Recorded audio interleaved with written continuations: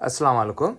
Consolidated financial statements after acquisition will be explained in four parts. In the first video, we will explain accounting for investment after the acquisition by the cost method, partial equity method, and complete equity method. We will compare internal reporting by the three investment methods and their advantages. We will explain the T accounts of each investment accounting methods. We will explain how to account for investment after acquisition and subsequent years under the three methods. Finally, we will solve an illustration on accounting for investment and an exercise under cost method, partial equity method, and complete equity method.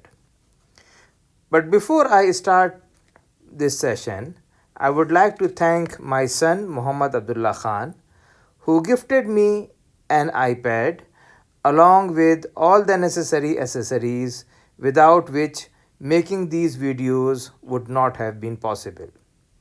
I would like to thank Nabia Khan for helping me out in preparing these awesome slides. I would like to thank my wife Samina for her care, encouragement, and constant support, who allowed me to use time for her in making this video. Recall that on the date of acquisition, we consolidated only the balance sheet. Investment in voting stocks may be consolidated or may be separately reported by cost method, fair value method, or equity method. Next, we will look into when do we account for investment using the cost method or equity method, and when do we consolidate. Accounting for investment depends on two things: the level of ownership and the degree of control. The level of ownership depends on how much the parent company owns the subsidiary and what is the degree of control. There are some assumptions to be considered in this regard. If the parent company owns between 0 to 20%, then it is assumed that the parent company do not have any significant influence. No significant influence means that the parent company has zero control. Although in real world, this may not be true, as an investor who owns even 5% of stock have some sort of an influence. So if the ownership is between 0 to 20%, then investment will be valued using the cost method, but with adjustments to fair value. So we record the investment at cost, and at the end of the year, we adjust up the market value. If the investment is between 20 to 50%, then it means the parent company has voting power, so it has some control. So the parent company don't have full control, but it has significant influence over the subsidiary. If the parent company has significant influence, then the parent company can look at their investments using the equity method. If the parent company owns more than 50% of subsidiary's equity, then it has control on the subsidiary. In this case, the parent company can use cost method or equity method to account for its investment. However, when consolidated financial statements are prepared, investment account is eliminated whether we use cost method or equity method. Let us now compare internal reporting by the three investment methods and their advantages. Initial value or cost method of accounting is used for recording certain investments in a company's financial statements. This method is used when the investor exerts little or no influence over the investment that it owns, which is typically represented as owning less than 20% of the company. The investment is recorded at historical cost in the asset section of the balance sheet. When dividend income is received, it is recognized as income on the income statement. Parents would not report its share of subsidiary earnings except for the income from any dividends it received on subsidiary stock. The initial value is just giving us a measurement of strictly cash flows only. So we track the acquisition, the consideration transferred to purchase the subsidiary, and also any dividend income. In case of partial equity method, we adjust investment for accrued income and dividend received from the subsidiary. It also records accrued income as earned and no other adjustments are recognized. The partial equity method is a modified equity method. It is the same as the equity method except that it does not keep track of amortization. So it is easier to apply than the equity method. In case of equity method, we continually adjust the investment to reflect ownership of acquired company. The equity method gives a total income figure that is reflective of the subsidiary's activity. It records retained earnings movement on the subsidiary's account. The selection of a particular method does not affect the totals ultimately reported by the combined companies. The internal accounting method used does require distinct procedures for consolidation of the financial information. Let us now talk about how to prepare T accounts under each investment accounting method. For the initial value or cost method, the investment in subsidiary account is just the consideration transferred and we have a dividend income account on the income statement. In the partial equity method, we have the investment in subsidiary account, but note that we do not have the amortization here. So it is exactly the same as the equity method, but no amortization. The same thing under the equity in subsidiary earning, that the amortization is absent. In the equity method, we have investment in subsidiary account, which is an asset. So debits increases this account and credits decreases the account. The equity in subsidiary income is an income statement account. So the credits increases the account and debits decreases the account. Note that in equity method, we record amortization.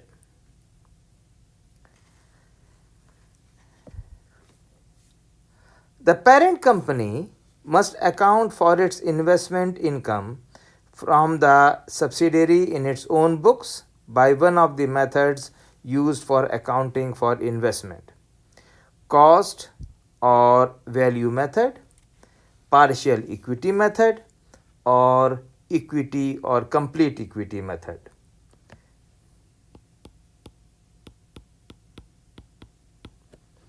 Let us look into an example as how to record investment after acquisition under the three methods.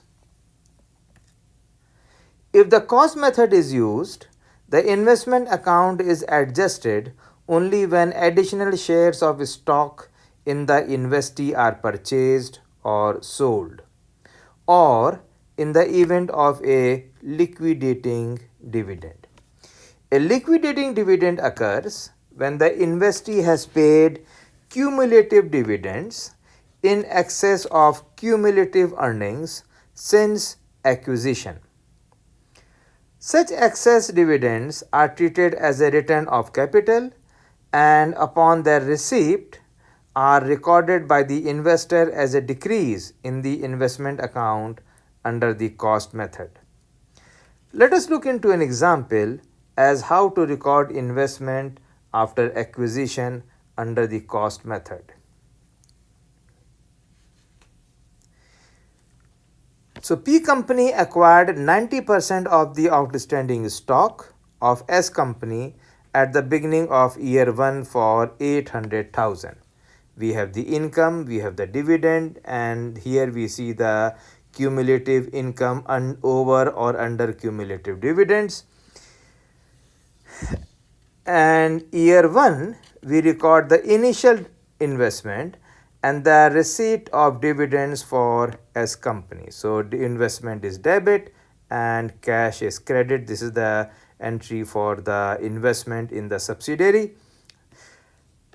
The dividend income declared is 30,000 and from this 90% is for the parent company. In year 2, although S company incurred a loss of 20,000, there was a 60,000 excess of earnings over dividend in year 1. In year number 3, however, a liquidating dividend occurs. From the point of view of a parent company, a purchased subsidiary is deemed to have distributed a liquidating dividend when the cumulative amount of its dividend declared exceeds its cumulative reported earnings after the acquisition.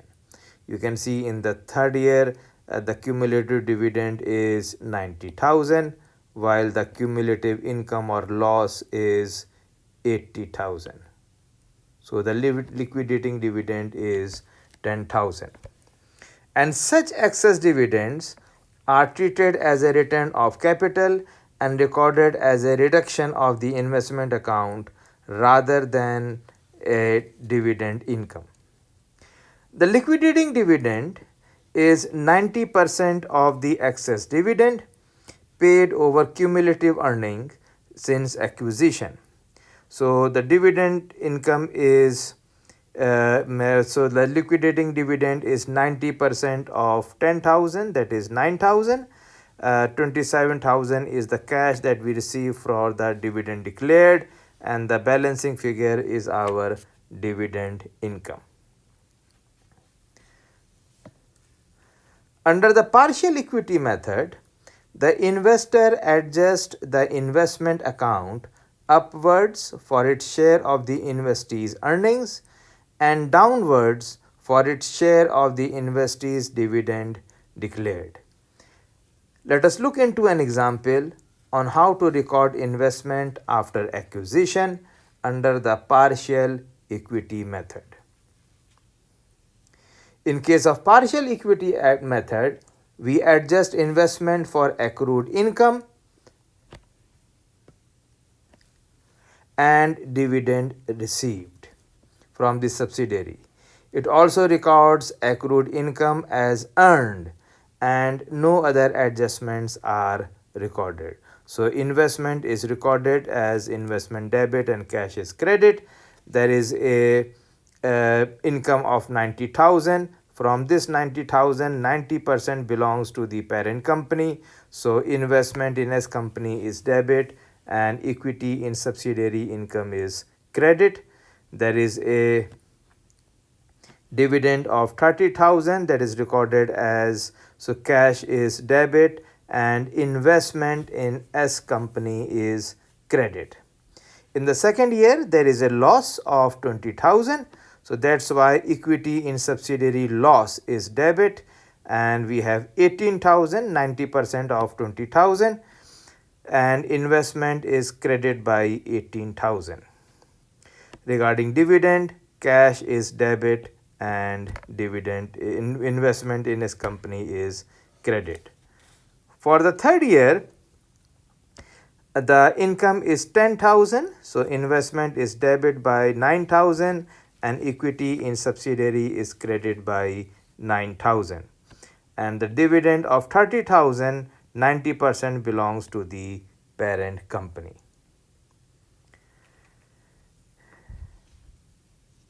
The complete equity method is usually required to report common stock investment in the 20 to 50% range, assuming the investor has the ability to exercise significant influence over the operating activities of the investee and does not have effective control over the investee.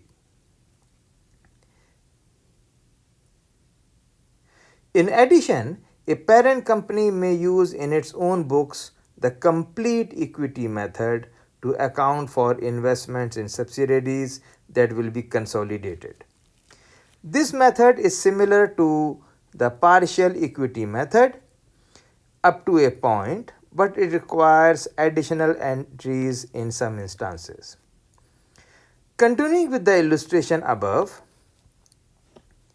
assume additionally that 800,000 purchase price exceeded the book value of the underlying equity of S company by 100,000,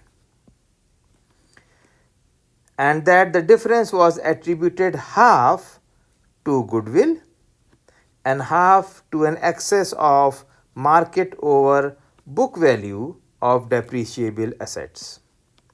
Remember, under current FASB regulations, goodwill would be capitalized and not amortized. The additional depreciation expense implied by the difference between market and book value, however, must still be accounted for. The depreciation of the excess, if spread over the remaining useful life of 10 years, would result in a charge of 5,000. This charge has the impact of lowering the equity in subsidiary income or increasing the equity in subsidiary losses recorded by the parent company. The additional entry to adjust the equity in subsidiary income for the additional depreciation in year 1 may be viewed as reversing out a portion of the income recognized. The result is a net equity in subsidiary income for year 1 of 76,000, 81,000 minus 5,000. In year 2, however, since the subsidiary showed a loss for the period, the additional depreciation has the effect of increasing the loss, and the amount initially recorded, 18,000, to a larger loss of 18 plus 5, that is 23,000. Let us now compare how the investment is recorded after the acquisition. We have the cost method, we have the partial equity method, and we have the complete equity method. In case of cost method, the investment is recorded at historical cost in the assets section of the balance sheet. When dividend income is received, it is recognized as income on the income statement. Parent would not report its share of subsidiary income except for the income from any dividend it received on subsidiary stock.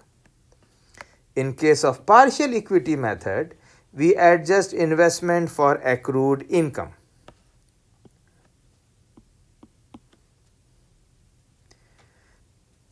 And dividend received from the subsidiary.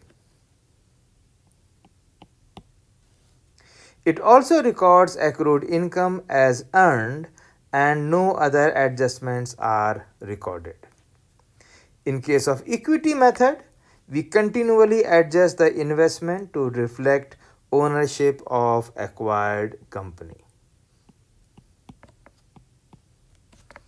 Parent would also include a single entry line on its income statement reporting its share of subsidiary income. Finally, let us do an exercise. Here is an example that illustrates all the three methods: the cost method, the partial equity method, the complete equity method. We have Percy Company and it is a parent company or the acquirer. However, the correct terminology is the acquirer. P Company purchased 80% of the outstanding voting shares of Song Company. Song is a subsidiary and the current terminology would be acquiree. At the beginning of 2009 for 387,000. At the time of the purchase, Song Company's total shareholder equity amounted to 475. So the book value of the equity is 475. You can also call it as book value of the net assets. Income and dividend distributed for Song Company from 2009 to 2011 are as follows. We have the income, we have the dividends. So S Company generated a income in the year 2009 and 2010, but they generated a loss in the year 2011. The company has paid dividend in all the 3 years.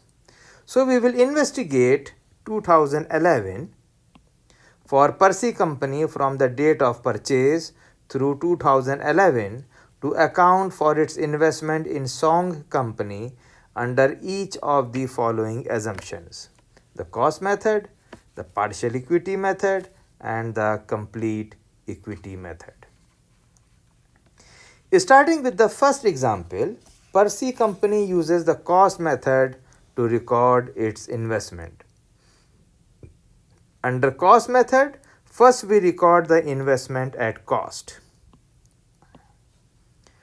Don't forget, we always record initial investment at cost. And the journal entry is investment in Song debit and cash is credit by 387,000. In 2009, the company made profit of 63,500. Remember, under cost method, we don't record profit, we only record dividend. In this exercise, the parent company acquired 80% of the voting shares, so they will receive 80% of the total dividend. So cash is debit and dividend is credit. We have a dividend of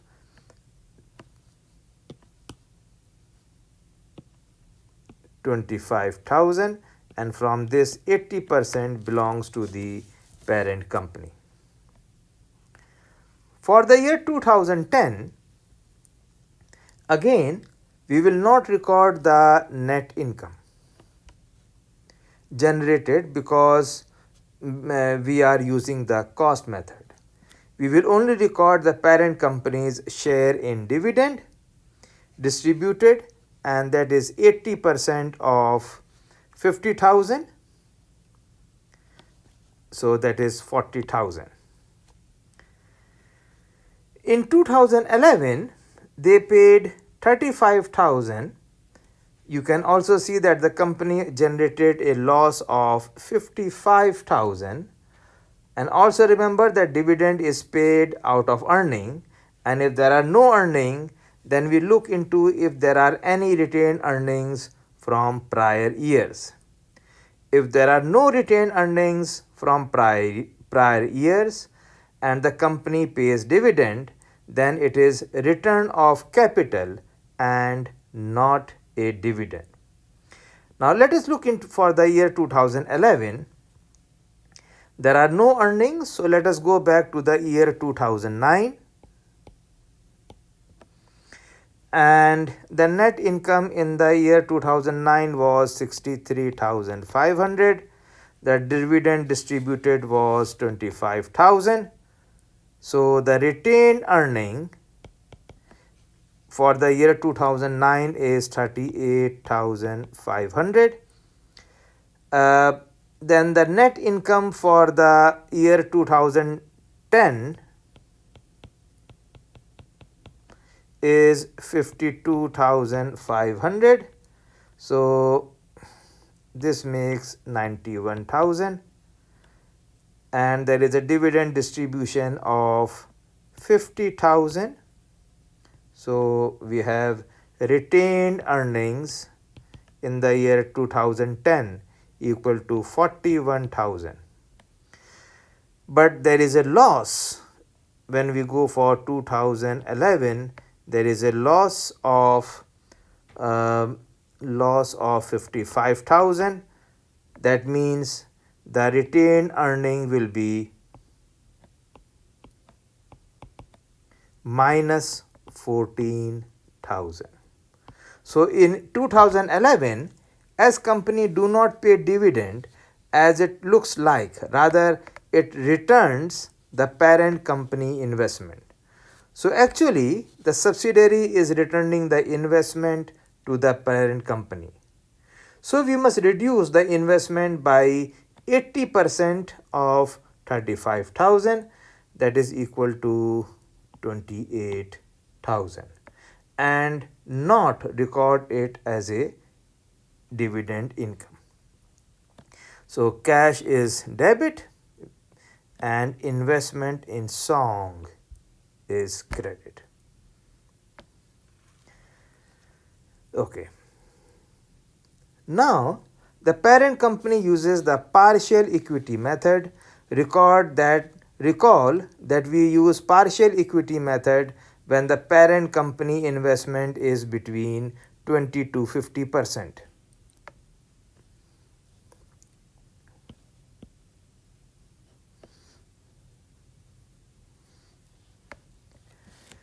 And the parent company has influence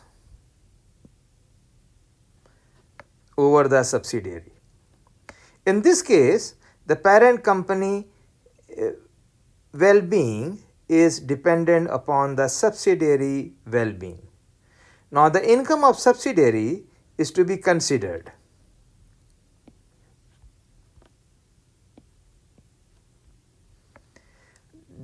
That we did not consider in case of cost or initial value method.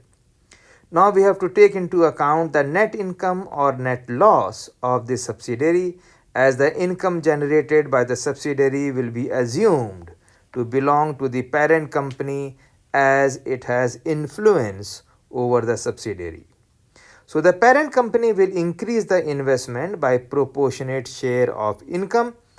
The dividend paid by the subsidiary will be recorded as return on capital, as dividend is already accounted for when we accounted for investment. When the parent company receives the income, let us see how we prepare the journal entry. So when the parent company makes the investment is debit and cash is credit. And the T account for this will be for the year 2009. Investment in subsidiary is debit by 387,000. The subsidiary's net income at the end of the year is 63,500. And since the parent company has significant influence over the subsidiary, so the parent company's investment will increase by 80% of this amount.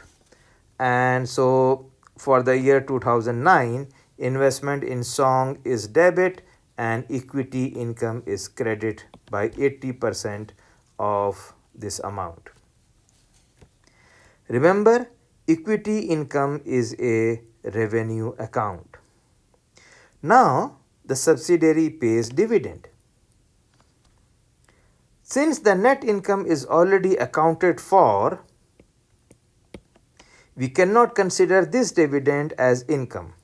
So it will be recorded as return on investment, and the journal entry will be cash debit, and we reduce our investment by the same amount. So 80% of 25,000 is 20,000. Note, when the parent company receives cash from the subsidiary, it reduces its investment as the parent company has already accounted 20,000 at the time they increase the investment. When the parent company receives cash, they have converted investment into cash, and the investment in subsidiary account for the year 2009 will be, now you see we have the net income of 50,800. Dividend is going to reduce our investment, and the balance is 417,800. So let's move on to the year 2010. In 2010, the subsidiary generated a net income of 52,500. So again, the parent company will increase its investment by 80% of this amount, and the journal entry is investment is debit and equity income is credit. The subsidiary has also paid a cash dividend of 50,000. So again, the parent company will receive this cash and reduce its investment by 80%, that is 40,000. Remember, when the parent company receives cash from the subsidiary, it is coming out of their investment. Let's go ahead and update our investment account. So for the year 2009, the investment in subsidiary was 417. Now in the year 2010, we have a net income of 42,000, and we have received a dividend of 40. So we have a balance of 419,800. Now let's move on to the year 2011. In 2011, the subsidiary generated a loss.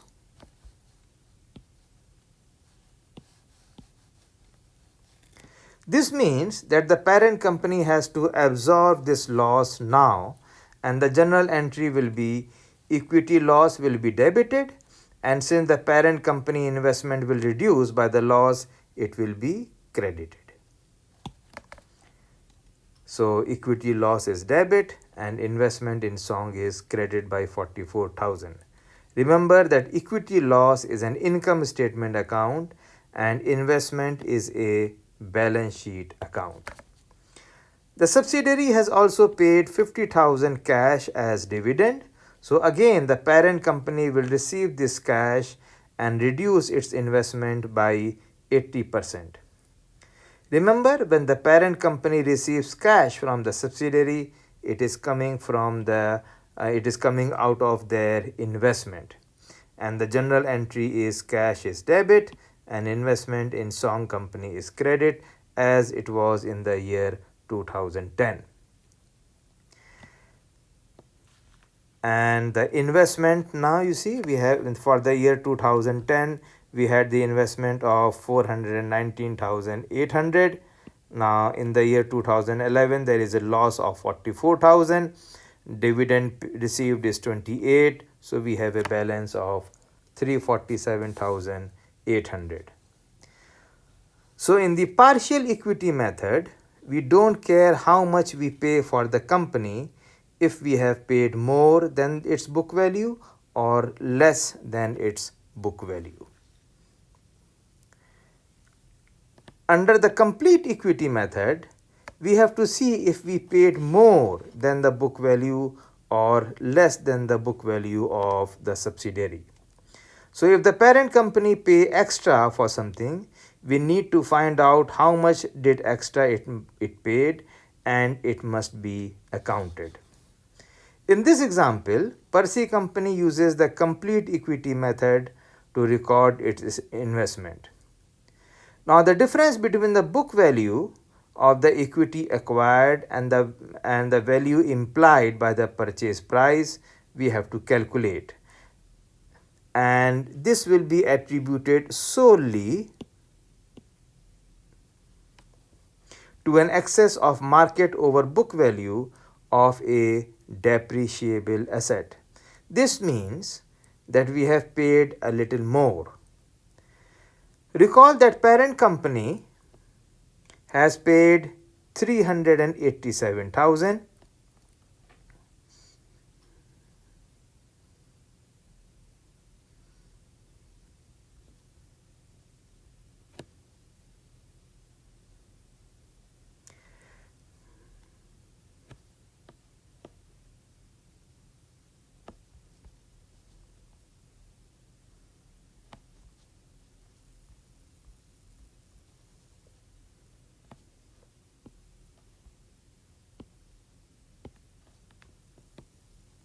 They have paid 387,000 as you can see over here for 80% of the subsidiary's equity.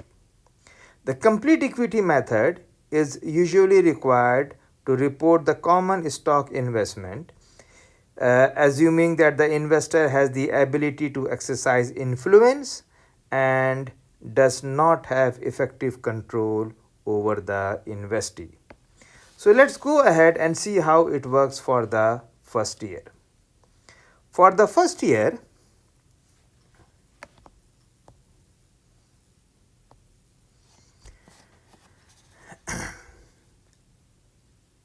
it is pretty straightforward.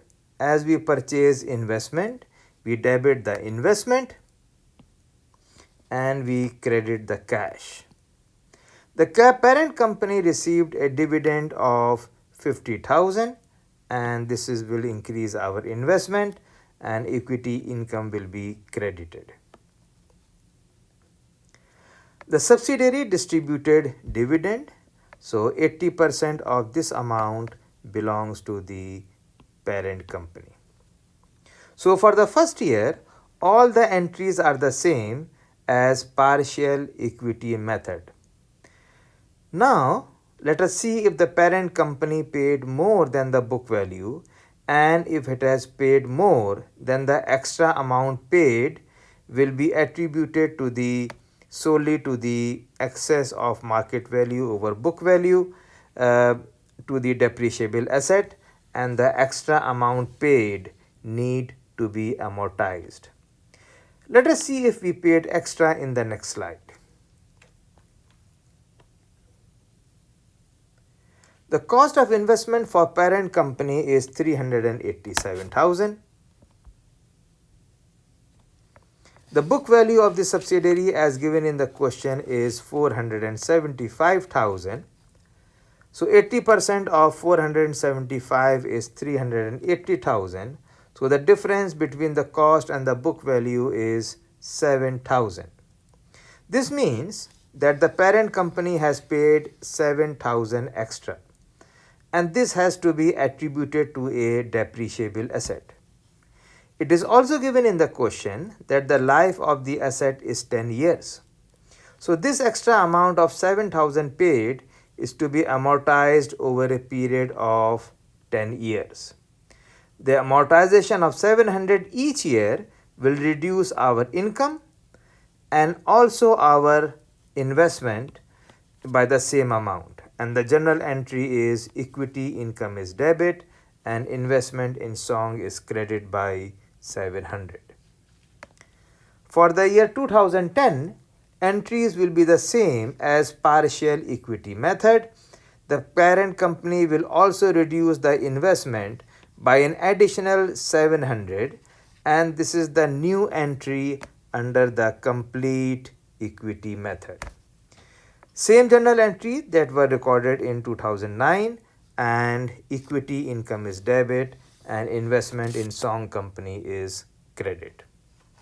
For the year 2011, the first two entries are the same as in 2010 and they are the same even in the partial equity method. In addition to this, there will be a general entry as it was in the year 2010 and for the amortization. The T account for the investment account will be reduced by an additional 700 each year. So there will be 700 will be here, 700 will be in the year 2010, and 700 will be in the year 2011, and the balance will be 417,100. Here the balance will be 418,400, and here it will be 345,700. Remember, in cost method, we account for the revenue when the parent company receives cash from the subsidiary. So under the cost method, we account for the dividend revenue. We don't adjust the investment. However, in the third year, when the investment account was credited as the dividend paid was a liquidating dividend. In the next video, we will explain preparation of consolidated financial statements after acquisition under the cost or initial value method. So this completes our discussion on accounting for investment after the acquisition and subsequent years. Remember, effective questioning brings insight, which fuels curiosity, which cultivates wisdom.